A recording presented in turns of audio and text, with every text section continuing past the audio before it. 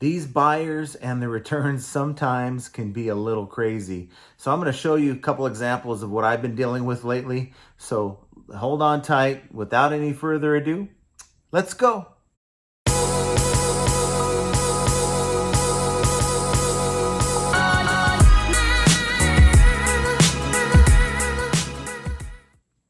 Hello everyone, welcome back to the channel. This is John from Flippin Ain't Easy.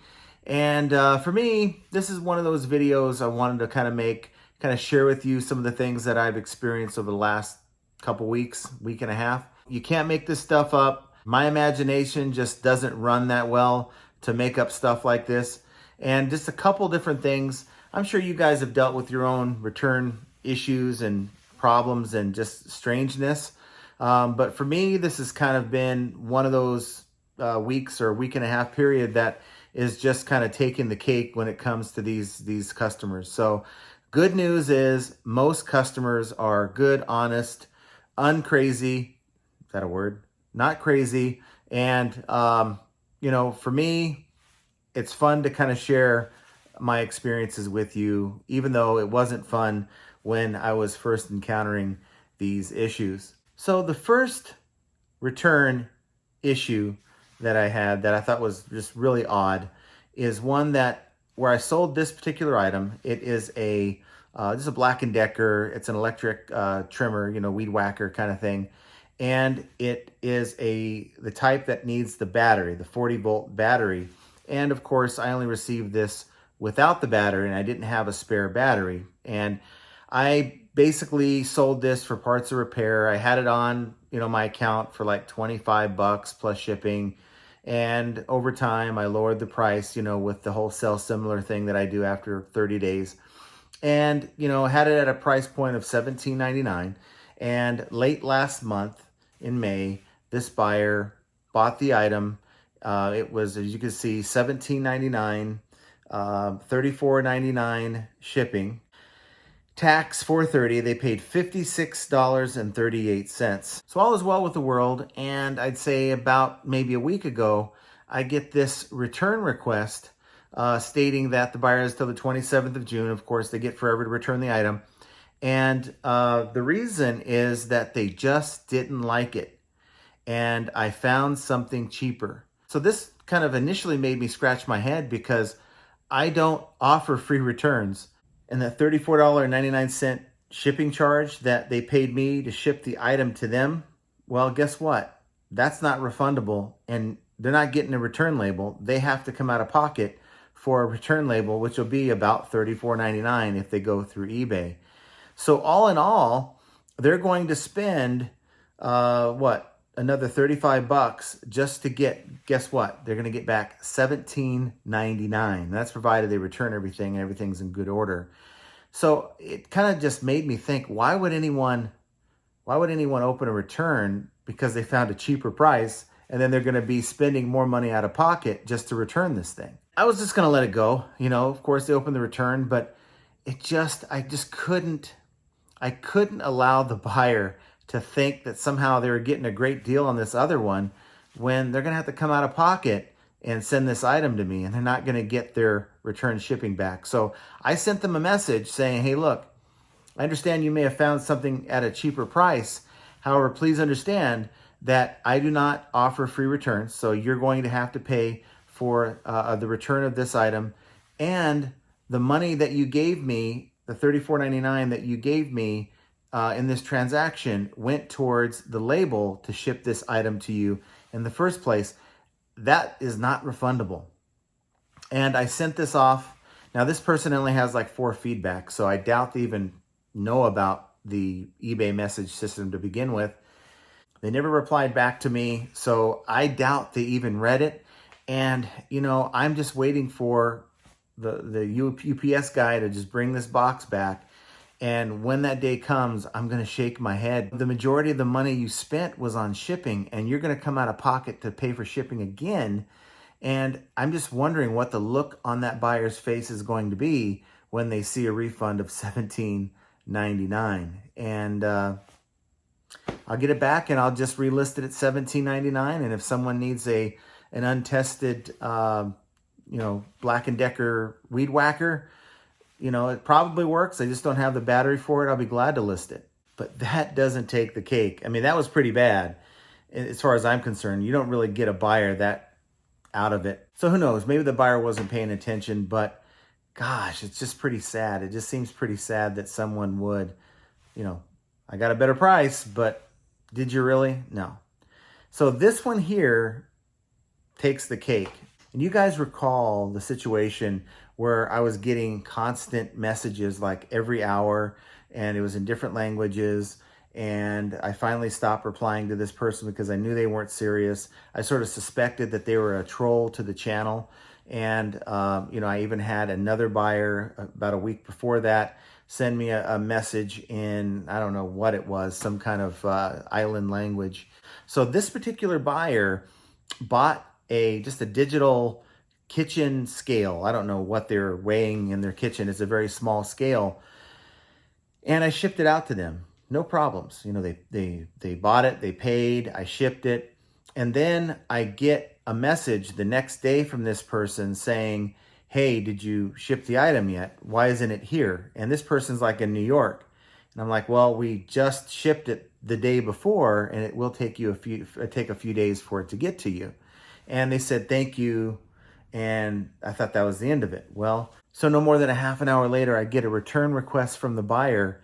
And as in the return request, as you can see here, you see it was the purchase on the 17th, kind of reading from the bottom up. Purchase on the 17th. If you kind of go up, May 19th, they open a return before they even received the thing. They received the thing the next day. And they put doesn't work or defective. I've translated it for you. And it says, I just found out that the brand uses child labor, and it's not nice who mines the ore in Africa because the weight is against the LGBTQ community, and it's for Republicans. Also, the brand is broken and doesn't work. It's fake for what I see, and I don't want to support Trump. This will never be okay. It's 2022, and I'm not willing to put my heart, blood, sweat, and tears into this purchase to support Egypt's amazing Onkska jungle in Africa. It's a country that's the best, and we should do better. Yeah, so that's what I had to put up with. And, of course, I accepted the return. eBay only gives you a couple days. I contacted eBay. I talked to a supervisor, and I said, hey, look, these people are sending me, and this wasn't the only message that they sent in this return. This person followed this up with a bunch of other similar tone messages about how China's bad and this, that, and the other thing. And it was like, okay, enough is enough. And so finally, that was the end of it. After, just not hearing back from anyone, the supervisor said they were going to take care of it. Of course, eBay gives us promises that they're going to handle bad customers. So I just kind of left it alone. So then I got a notification on my phone a few days ago, and it said my return was delivered. And I kind of knew something was going to be funky with this return, but nonetheless, came home, checked my mail, and I had a small manila envelope. This manila envelope, okay? And this is exactly what I got, okay? There's nothing in here, at least to my naked eye, and I knew that scale wasn't in here because the scale was bigger than this. So I walked back to the house, and I took a photo of it, opened it up, and I think this one's rated R. I mean, it says China es malo, and I'll let you decide what's on here. But it's, yeah, I'm not going to even say it's genitalia. But nonetheless, it's out of line. It's wrong. Of course, I'm like, this is just wrong. Of course, it's only a $13 item. And I didn't want to even mess with this. I went and looked. This person, as you can see, they are what we call, or used to call back in the day, Nauru. And that means not a registered user. Now they have no longer a registered user, but the verbiage used to be not a registered user. So this person got booted, and I checked the profile of the other person that was speaking that funny language to me. That account got booted as well. And it kind of it made me smile. It gave me a sense of like eBay actually is doing something about these bad and crazy buyers. So that's the good news. Now, hopefully they have a way to stop them from creating another account and, just terrorizing someone else. But I really think, and if you're out there, if you're the one doing this, you know what? Bad on you. Karma's going to get you. I really think that maybe it was a troll that was watching the channel and decided they were going to spend 13 bucks to have fun with me. But they're counting on utilizing eBay, at least from that IP or with those accounts, the joke's on them. And so I called eBay. I was like, look, this is ridiculous. Look, this is what they did. And of course, you got the rep on the phone that said, oh, no problem. We're going to find it in your favor. And after putting me on hold for about 5 minutes, and, don't do anything. We're going to close this case in your favor and no money's going to be taken out of your account, blah, blah, blah, blah, blah. And it said on this return request, I had until like 3 days, like the 8th, to refund the money. And I was like, okay, let me just play wait and see. And so I waited a couple days. They didn't send me an email. They didn't say anything. And that return was still live. It said I had until the 8th. I wasn't going to take a chance. So I went in and refunded it 50%, put a little thing in there that this buyer, what they did. And that was the end of it. And I figured for me, it wasn't worth spending the time to call eBay again and try to figure out why they haven't acted on it. And it was better to just go ahead and give them the $6 and change back and just kind of be done with it. Because see, when eBay tells you to go ahead and just let the case close on its own, that is the worst advice ever. And do not follow that. Do not allow a return case to close. Make them do something with the return before the return closes, because if you allow that return to close, eBay is going to take action and give the buyer a full refund, okay? And then you have to go to eBay, contact the dispute department, and dispute, and that takes another 72 hours, dispute the defect that is created on your account, because eBay will give you a defect when they step in to give a buyer a refund. Regardless of the situation, it's just a blanket thing. They don't care about it until afterwards. They sort of have this mentality of, let it just go, let it do its thing. Yes, we have the notes here that we're going to back you up, and we will fix it later. But the problem is this, and nobody out there has ever been able to prove how the algorithm Cassini works, okay? And for anyone to sit here and tell me that a negative feedback doesn't affect your account in some way, shape, or form, that a defect, until they fix it, doesn't affect your account in any way, shape, or form, I'm going to tell them, prove it. Show me, other than what you think, because this is what I think, and what I think ain't no more different than what you think. So I'm going to tell you what I've seen based on whenever I get a negative or whenever I get a defect, whether it's my fault or not, immediately afterwards, I get crickets, okay? And so I wasn't going to follow eBay's advice and let it time itself out, have crickets, and the sales aren't so great right now, and I didn't want them to go from okay to like non-existent. So I just gave the $6 back, okay? I caved in. Buyer kind of won, but they lost at the same time. And you know what? For me, it's about this. If you allow something to happen to your account, let's say something out of your control, negative feedback, or if you allow something to time out, like a return request or processing a return, it, in my opinion, will negatively affect your account in some way. It may be something small. It may be like, for instance, instead of being at the bottom of page 1 on a best match search, you're on the top of page 2. To me, that's not acceptable, okay? I don't want to be on page 2 or page 3. I'd rather be somewhere on page 1, like to be near the top.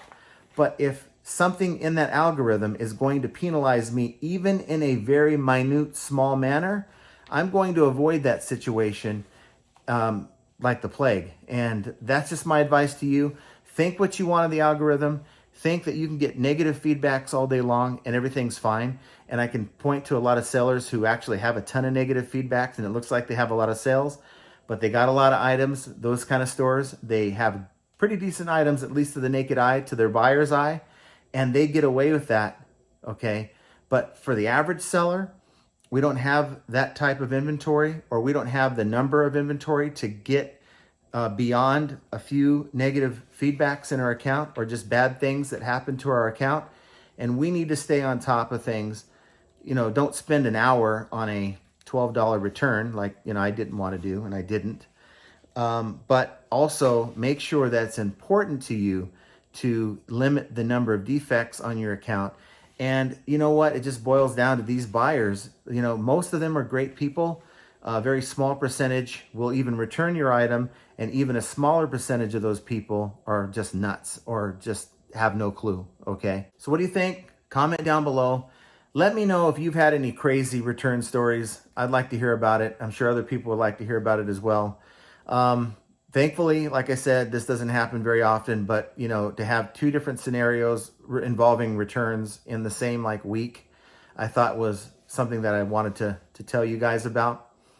So do me a favor, if you enjoyed the content, please hit the like button. Of course, subscribe to the channel if you haven't already, and hit that notification bell so that you can be notified when I go live. I went live on Wednesday when you guys may have received notification I was going to go live on Thursday. Less than a minute before going live, I noticed the date was wrong. I kind of said, you know what, I'm ready to go. Let's see who shows up. And we still had 85 to 90 people eventually roll into the live stream. So thank you guys for putting up with my error there. Hopefully it doesn't happen again. I can never promise that I won't make a mistake like that again, but I definitely will be mindful of that. And so again, my apologies, but thank you to those who did have the notification bell activated and was able to you guys are great. You guys just stopped what you're doing on a dime and just came and hung out with me for a solid hour and 15 minutes. And I wouldn't have had more than 15 to 20 minutes of material to talk about had you guys not come to my rescue. So thank you. Thank you for being a part of it. But it's all because you hit that notification bell. So please do if you like this content. So guys, crazy returns are going to happen. If you sell enough items on eBay, you are going to encounter some really strange and interesting returns and, of course, buyers. But you know what? This is just two more examples of how flipping ain't easy. So real quick, guys, before you go, wanted to just mention this. You want to support the channel, we got the merch here, got the shirt here, flipping ain't easy. There's other designs. And Spreadshop has a sale going on between now and the 14th of June, 20% off of anything in the store. So again, click the link below in the description and just go check it out if you have a moment and see if there's anything you might like. But if you do, it's going to be 20% off between now and the 14th of June. So guys, again, thank you for watching the video this far. Have an excellent weekend, and I will talk to you very soon.